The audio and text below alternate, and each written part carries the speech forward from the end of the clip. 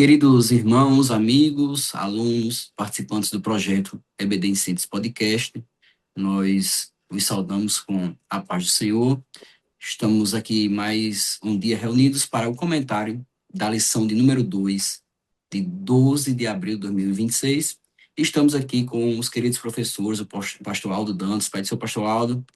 Pai do Senhor Pastor Hidro, Pai do Senhor Irmão Milde, Pai do Senhor a todos os nossos irmãos que fazem uso do nosso podcast. E com a nossa professora irmã Milde Prachetes. Pai do seu irmã Milde.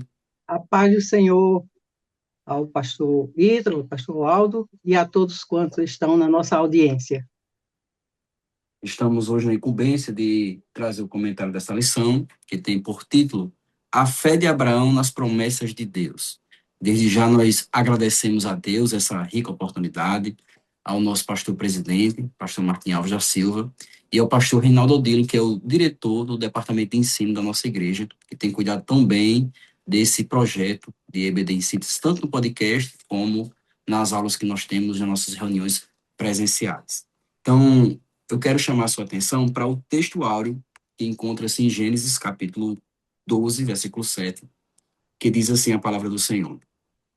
E apareceu o Senhor a Abrão e disse, a tua semente darei esta terra. Edificou ali um altar ao Senhor, que lhe aparecera. A verdade prática, extraída desse versículo, é, quando Deus faz uma promessa incondicional, ele a cumpre plenamente. A leitura bíblica em classe está extraída de Gênesis capítulo 13, dos versículos 7 ao 18. O nosso comentarista é o pastor Elinaldo Renovato de Lima.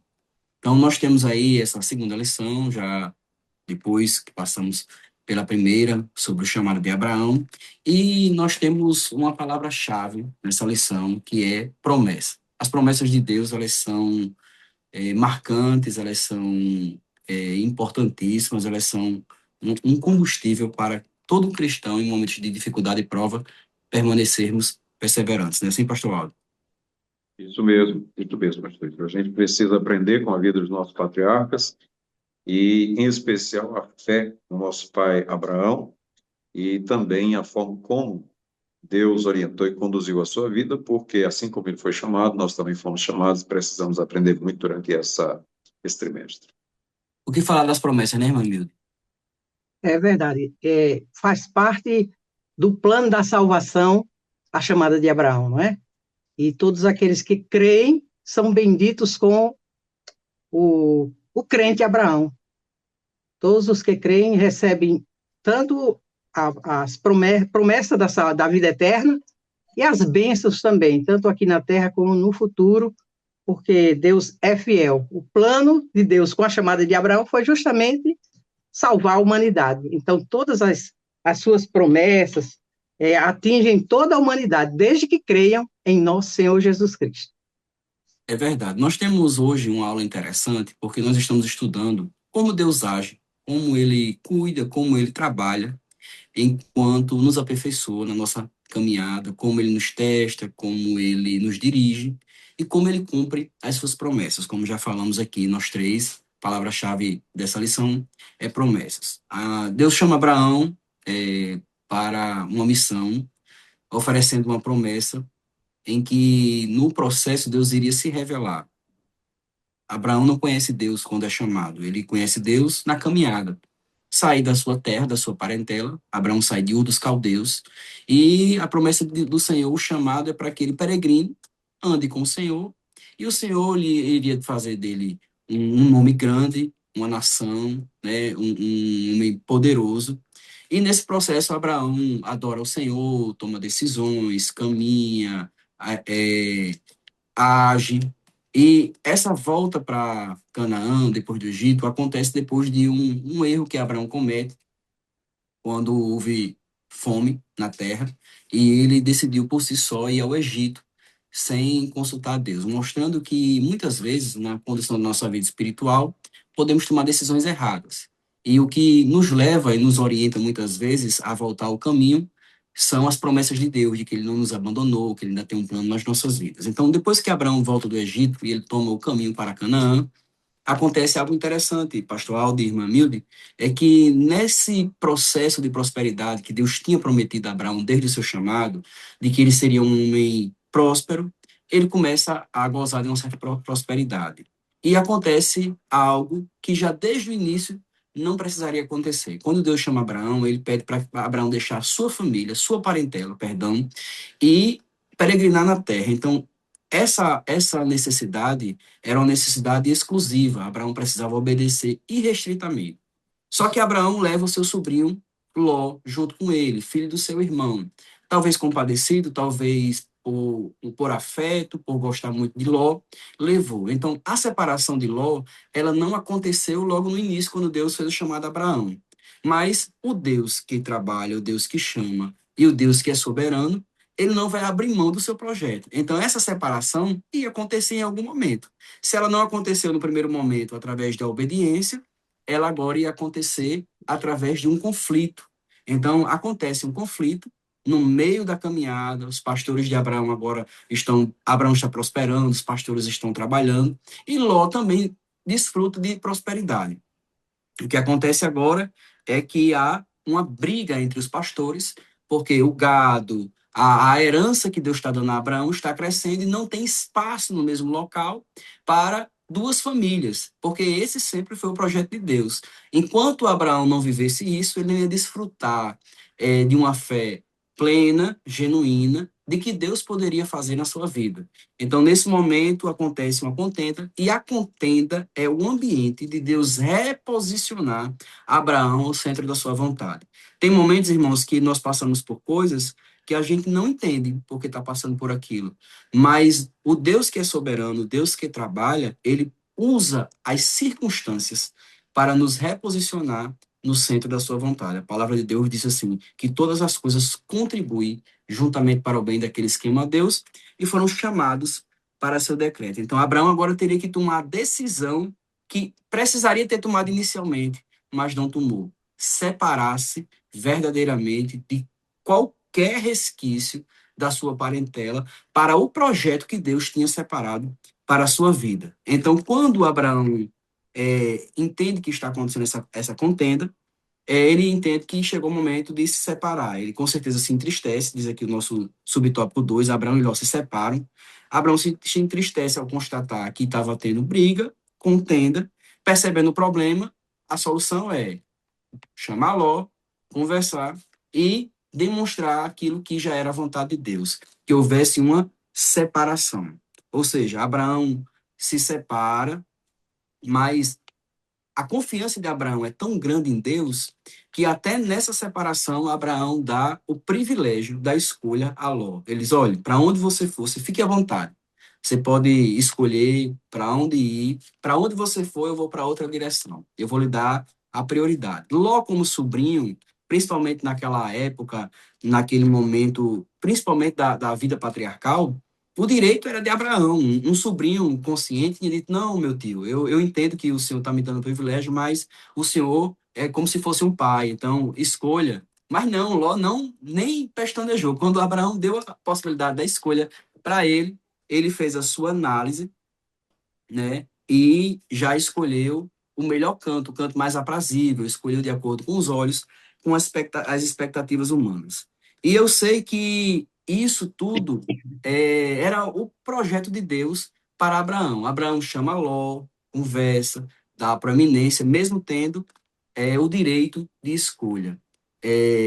Isso mostra que Abraão não insistia nos seus direitos, né? Confiando que Deus cuidaria, que a sua porção na terra estaria garantido. Trazendo para nós a lição que está no Novo Testamento, porque enquanto Paulo escreve Romanos capítulo 12, versículo 18, que enquanto estiver em nós, a gente tem que procurar ter paz com todos. Eles estavam brigando, mas Abraão pacificamente chama, conversa, resolve o conflito, sem se exaltar, sem perder a cabeça, dando o privilégio da escolha. Nem sempre é fácil abrir mão do nosso direito. Então, isso é um assunto importante para a gente trabalhar com os alunos, principalmente num mundo secularista, em que os direitos humanos, eles muitas vezes têm mais proeminência do que a vontade de Deus e a verdade de Deus para a vida da humanidade, né? A gente exaltou tanto o homem, depois do iluminismo, que ele é a medida de todas as coisas. Então, ninguém quer abrir mão do seu direito. Só que muitas vezes, para a gente servir a Deus adequadamente, a gente tem que abrir mão, crendo que Deus vai cuidar de nós. E foi isso que Abraão fez. O que fica aqui de lição para a gente é que agir de maneira pacífica não significa fraqueza ou covardia. Na nossa sociedade, quando a gente age perdoando, relevando, cedendo, às vezes a gente é tido como alguém que não tem força, que é fraco, que não tem pulso. Só que isso nada tem a ver com a perspectiva bíblica. Nós temos o fruto do Espírito Santo. Nós temos a palavra de Deus e nós temos a orientação de Deus para a resolução de conflitos. Então, cada um fez a sua escolha. Ló não buscou a direção de Deus, nem respeitou seu tio Abraão e escolheu somente pela aparência. Já Abraão, temente a Deus, deixou Ló escolher, e depois que Ló escolhe, depois que Ló vai para onde deseja ir, é nesse momento que, mais uma vez, Deus renova as promessas a Abraão. Deus manda Abraão olhar, né, as margens daquele local e, mais uma vez, reafirma que vai o fazer prosperar, que vai ser com ele, que a sua descendência vai ser grande. Ou seja, a palavra promessa realmente é a palavra-chave dessa lição. Em todos os momentos, Abraão não se deixou levar pela aparência, ele creu no Deus que cumpre a sua palavra. Agora, nós temos aqui o tópico 2, as consequências das escolhas, irmã Mil. O nosso pai Abraão, ele é considerado o pai da fé, né? Todos aqueles que nascem através de Cristo, eles também são chamados filhos de Abraão, né? Filhos desta promessa maravilhosa. E como Abraão deixou a sua terra, a sua parentela, obedeceu ao Senhor, o Senhor já começou aqui, nesta lição, nós já vemos a bênção no sentido material, né? Ele já vinha enriquecido, voltando do Egito, não é? Embora ele tenha tomado uma decisão, assim, como que precipitada, que nós cremos que foi a circunstância que Deus permitiu para fazer aquela separação, né, entre os dois, porque ele deveria, como o pastor Ítalo já disse, ter deixado Ló, não é? Ele era para vir só para Canaã. E neste segundo tópico, nós vamos enfatizar as consequências de nossas escolhas. Foi dito aqui que, na palavra, que Deus não vê como vê o homem, não está escrito? O nosso amigo Ló, o sobrinho do patriarca Abraão, ele não andava por fé como patriarca, porque o segredo de Deus estava com Abraão, o pai da fé. Ele foi chamado para ser pai de multidão de nações, não somente da nação de Israel. Começou por Israel, mas hoje ele se cumpre na vida de Abraão, depois que ele está na eternidade, a promessa que Deus disse, que ele era pai de multidões. Hoje são milhares e milhares e milhares os filhos de Abraão, através da fé. A fé em Cristo Jesus, o descendente, o cumprimento da promessa que Deus deu a Abraão, era de um filho, não é? De um filho. E deste filho que faria que a gente vê pelo plano da salvação, não é? Porque aqui a gente está estudando só a história de Abraão, mas temos que ver o geral, não é? O que é geral na vida de Abraão. Aqui ele ainda era Abrão, né? Ainda Isso. não tinha sido o pai exaltado, e ainda não tinha sido mudado o seu nome.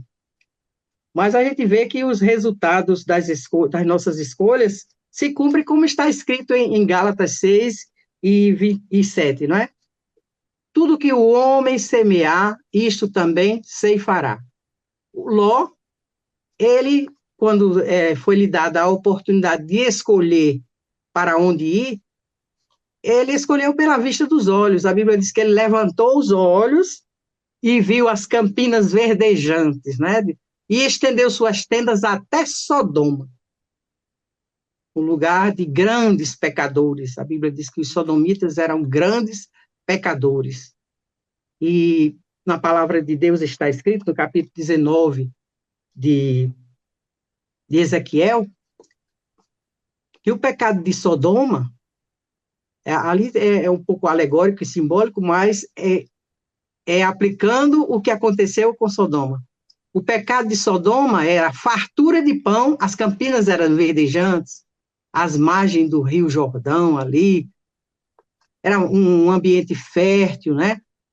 Ociosidade, soberba, eles se ensoberbeciam, eram pessoas... E teve um episódio também que Abraão teve de até socorrer a família de Ló, bem pouco depois que eles se separaram, né? Porque houve uma Isso. invasão, não é? Na terra lá, levaram Ló, a família de Ló, e Abraão foi ter que socorrer naquela guerra que ele ofertou dízimos a Melquisedeque na volta, né? Que Deus o levou em paz, o trouxe em paz, e ele trouxe de volta o seu sobrinho para a sua terra. Aqui nós vemos que ele começou já sofrendo, né? Uma invasão de uma guerra. Agora eu fico pensando assim, ele, com tudo isso, não saiu de Sodoma, né? Ele se acomodou lá e foi até criticado pelos sodomitas na hora em que ele ia ser livre de Sodoma, pelo poder de Deus, pela misericórdia e intercessão de Abraão. Nós vemos que Ló se acomodou lá, era um lugar aprazível, mas a sociedade não era uma sociedade boa, eram pessoas pagãs, pessoas de um comportamento totalmente distante da vontade de Deus, do projeto de Deus. Como o pastor Ítalo falou, como sendo o mais velho, Abraão, ele tinha o direito de escolher, mas como ele andava por fé e não pela vista dos olhos, ele deu o direito para o seu sobrinho escolher para onde ir. É interessante isso aqui, o resultado que ele sabia. Eu acredito assim, que para onde ele fosse, porque o Senhor disse que era para percorrer a terra, que ele haveria de herdar aquela terra, e ele tinha essa confiança na promessa do Senhor, que Deus é fiel, e ele é fiel para cumprir as suas promessas. O resultado da escolha de Ló foi terrível, né? Ele, inclusive, teve que perder foi tudo depois, né? Quando Deus trouxe o juízo sobre aquela cidade de Sodoma e Gomorra, que ele habitava em Sodoma, mas foram destruídas 2 cidades ali vizinhas. E o Senhor ia destruir até uma outra mais próxima, mas por intercessão do próprio Ló, Deus não destruiu. A terra que Ló escolhera foi invadida, não é, por reis que levaram cativo com sua família. Foi uma coisa terrível. E, posteriormente, ela foi destruída. A atitude de Abraão para com Ló. Quando Abraão tomou conhecimento de que havia acontecido com o seu sobrinho, ele saiu com seus empregados, com os seus rapazes, pessoas que trabalhavam com ele, né? E foi defender o seu sobrinho. E pelejou em favor do seu sobrinho e libertou a todos os que estavam junto com ele. E o pai da fé confiava em Deus e sabia o momento certo de agir. Precisamos orar, confiar no Senhor, mas também agir no momento certo, né? No momento que Deus nos permite de estar a seu serviço. Abraão sempre esteve diante de Deus, servindo ao Senhor. As escolhas trazem consequências boas e ruins.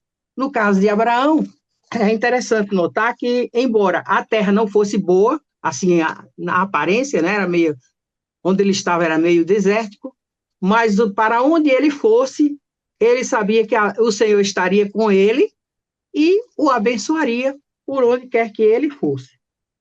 Uma coisa que eu gostaria de ressaltar aqui, que o Senhor mandou que ele olhasse aquela terra toda, não é? Quando ele escolheu voltasse para Canaã e o seu sobrinho seguiu para Sodoma, contemplando as Campinas Verdes, né? Um lugar mais fértil. Então, nós percebemos que Abraão continuou firme na promessa de Deus que a terra seria dele. Agora, é interessante que a palavra nos diz, lá no discurso de Estevão, em Atos, que ele não teve direito àquela terra enquanto ele viveu, ele foi peregrino na terra. Ele foi peregrino. E o Senhor disse que era para ele percorrer de norte a sul, de leste a oeste, não é? Aquela terra que daria aos seus descendentes. E ele ainda não tinha filho. Então, ele estava andando sempre por fé.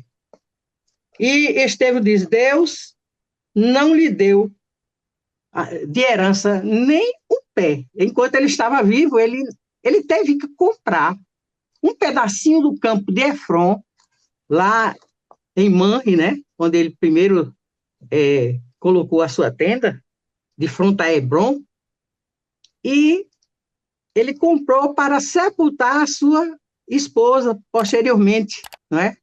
Mas ele não teve em vida a posse da terra, porque ele viveu exclusivamente crendo. E a fé é o firme fundamento das coisas que se esperam, não é as coisas que se vê. Deus não permitiu que ele possuísse a terra naquele momento. Seria para a sua posteridade. Mas ele creu. E, por isso, Deus o justificou. Ele foi justificado pela fé. Mas nós vemos que Abraão continuou sendo abençoado. E o seu sobrinho Ló perdeu foi tudo. Foi essa escolha, não é? Que fez das Campinas, porque ele escolheu pelos olhos e não pela fé. É ensino para nós. Nós temos que viver crendo, confiando, mesmo que as circunstâncias ao redor não nos sejam favoráveis, mas pela fé nós somos vitoriosos. Glória a Deus. Nós temos aí, agora, pastor Aldo, os altares erguidos por Abraão, que é o terceiro tópico da nossa lição. Muito bem, pastor Ítalo. E aqui a gente vai percebendo, né, que ele é marcado também pelos altares, né? O altar, ele marca a fé de Abraão. Abraão, ele ergue altares, e esses altares passam a fazer parte da vida dele, né? Passa a fazer parte da vida dele. E quando ele vai construir o altar, o que chama atenção é que ele não somente demonstra a sua fé e a sua obediência a Deus, mas aquele altar tem um significado muito forte, né? Ele passa a ser conhecido como o homem dos altares. Por quê? Porque aquele altar, que é uma adoração a Deus, que é um altar erguido ao Senhor, ele fala, ele expressa também o sentimento de Abraão quando ele está adorando a Deus. Quando ele não somente apresenta a sua fé em um único Deus, o Deus dos céus, a sua obediência, né, nas promessas de Deus, ou seja, Deus faz promessas e ele obedece e crê nessas promessas, mas onde ele faz onde ele ergue esse primeiro altar. Esse primeiro altar, ele é erguido na cidade de Siquém, né, em Siquém, que futuramente vai ser uma cidade de refúgio quando a divisão da terra, né? E significa ombro, Ele fala ali da sua gratidão a Deus pelas promessas de Deus, né, na vida dele, ou seja, é um altar de gratidão. É aquilo, quando a gente recebe uma bênção do Senhor e se cumpre uma promessa de Deus na vida da gente, o que a gente faz? É dar um culto de louvor ao Senhor, né? A gente cultua a Deus, vou dar esse culto aqui em gratidão, culto por uma bênção recebida, por uma cura. Então, era o culto, era o altar da gratidão, um momento de louvar a Deus, de agradecer. Só que isso era público, né? O altar sempre foi público, ele era construído ao ar livre. E as pessoas contemplavam, não era aquela adoração, né, somente entre você e Deus. Mas também mostrava a comunhão que você tinha com Deus. O seu relacionamento com Deus era demonstrado através do altar. E um outro momento em que Abraão ele é no altar é quando ele vai a Betel, que significa casa de Deus, né? Ali, mais uma vez, ele invoca o nome do Senhor, demonstra a sua fé e a sua obediência a Deus, naquilo que Deus falou, nas suas promessas. E aí serve de exemplo para todos nós. Por quê? Porque Betel é casa de Deus, casa, lugar de adoração, né? Lugar de adoração. E nós temos um lugar de adoração que é a casa do Senhor. O altar poderia ser erguido em um lugar campal, um lugar onde todos pudessem ter acesso, mas poderia ser também num lugar específico, né? Um lugar específico. Por exemplo, no templo, tinha ali, era um lugar de altar. Na sinagoga, as pessoas se reuniam na sinagoga para adorar a Deus. Hoje, o nosso templo, um lugar santo, um lugar consagrado para a adoração ao Senhor. Então, é o nosso altar. E a gente percebe quantas pessoas estão deixando, né, de ir ao culto, de prestar o seu culto ao Senhor, de prestar a sua adoração a Deus. E Abraão é um exemplo de um adorador, de alguém que ora, de alguém que busca a Deus, tá certo? Alguém que busca a Deus. Então, Hebrom é também um lugar onde Deus é adorado. E aí, quando Deus é adorado em Hebrom, já é interessante porque Hebrom significa união. E união, né? União depois de haver uma separação entre seu sobrinho Ló e Abraão. Mas Hebrom é o lugar de união para mostrar que a vida cristã também, na caminhada cristã, devemos viver não somente em consagração a Deus, mas em união uns com os outros, né? Viver uma vida em união, uma vida de união, né? Devemos permanecer unidos aos nossos irmãos e a união faz parte da nossa vida de adoração, do nosso altar. E por último vem o altar que é erguido em Moriá, que é o altar do sacrifício, onde quem vai, né, seguindo as promessas de Deus, vai seguindo as promessas e já não é mais as promessas que mantém você de pé, mas sim a confiança em Deus. Quando o jovem diz que havia, mostrasse ali onde estava o cordeiro, né? Ele disse que Deus para si, cordeiro proverá, né? Ou seja, a provisão vinha de Deus. Então, o altar da providência divina. E um momento de provação também. Então, a vida cristã também é uma vida de provação, é uma vida de sacrifícios. E Abraão demonstrou que estava pronto para sacrificar o seu próprio filho, e Deus sabia que ele não negaria nada que Deus lhe pedisse. Então, o altar é o lugar também da gente entregar tudo que temos ao Senhor. É a prova da nossa fé, é a prova da nossa obediência a Deus, né? E Isaac aprendeu também com isso, porque ele fazia parte daquele momento e ele aprendeu que Deus é o Deus que provê todas as coisas. E por último, concluindo esse tópico, né? Assim como Abraão ergueu altares ao nosso Pai Celestial em gratidão e adoração a Deus, também nós devemos fazer sempre, né, em adoração ao Senhor. Que Deus abençoe. Você, irmão Vitor. Glória a Deus. Meus amados, nós estamos aqui chegando no final da nossa lição. Vamos ouvir aqui as considerações finais. Irmã Milde, as suas considerações. Nós temos muito a aprender com o patriarca Abraão, né? Ele, primeiramente, demonstrou o seu comportamento pacífico, como deve ser o comportamento também do cristão. O Senhor, nas bem-aventuranças, ele diz, bem-aventurado os pacificadores, porque dos tais é o reino dos céus, né? Nós pertencemos ao reino dos céus e temos que cultivar justamente as virtudes de um caráter cristão que agrada ao Senhor. E Abraão fez essa demonstração no primeiro momento desta lição, que é falado sobre a contenda entre os pastores de Abraão e os de Ló. Ele não querendo ver desavenças e que houvesse paz entre eles, resolveu que houvesse a separação. Como a terra era estreita, não cabia os rebanhos, que todos eles tinham sido abençoados por Deus, pela misericórdia, não é? Porque o crente, ele abençoado, mas ele também é bênção, como Deus disse a Abraão, tu serás uma bênção, abençoar-te-ei e tu serás uma bênção. Então, Ló estava junto com seu tio e foi também abençoado por Deus naquela caminhada. E nós percebemos também que,